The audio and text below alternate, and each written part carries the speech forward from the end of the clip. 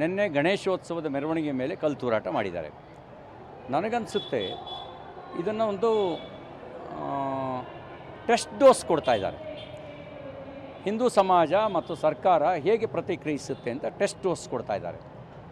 ಕೇರಳದ ಮಾದರಿಯನ್ನು ಇಲ್ಲಿ ಅನುಸರಿಸ್ತಾ ಇದ್ದಾರೆ.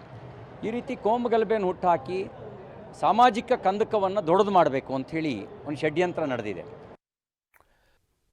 ಇನ್ನೇನು ಮತ್ತೆ ಅಲ್ಲಿ ಕಾನೂನು ಸುವ್ಯವಸ್ಥೆಗೋಸ್ಕರ ಎಷ್ಟು ಜನ ಇದ್ದರು, ಮತ್ತು ಲಾಠಿ ಚಾರ್ಜ್ ಯಾರ ಮೇಲೆ ಆಗಿರೋದು?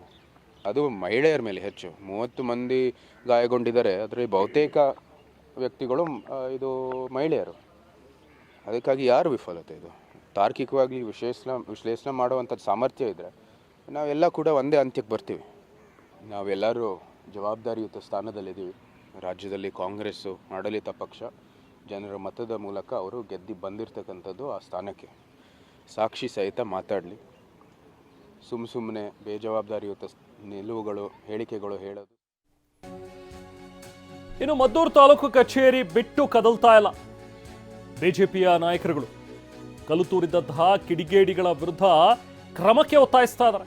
ಲಾಠಿ ಚಾರ್ಜ್ ಖಂಡಿಸಿ ನಡೆಸ್ತಾ ಇರುವಂತಹ ಪ್ರತಿಭಟನೆ. ಬಿಜೆಪಿ ನಾಯಕರು ಇನ್ನೂ ಕೂಡ ಅಲ್ಲೇ ಇದ್ದಾರೆ. ನಮಗೆ ನ್ಯಾಯ ಬೇಕು ಅಂತ ಹೇಳಿ ಕಾರ್ಯಕರ್ತರ ಜೊತೆಗೆ ಸೇರಿ ಘೋಷಣೆಗಳನ್ನು ಕೂಗ್ತಾ ಇದ್ದಾರೆ.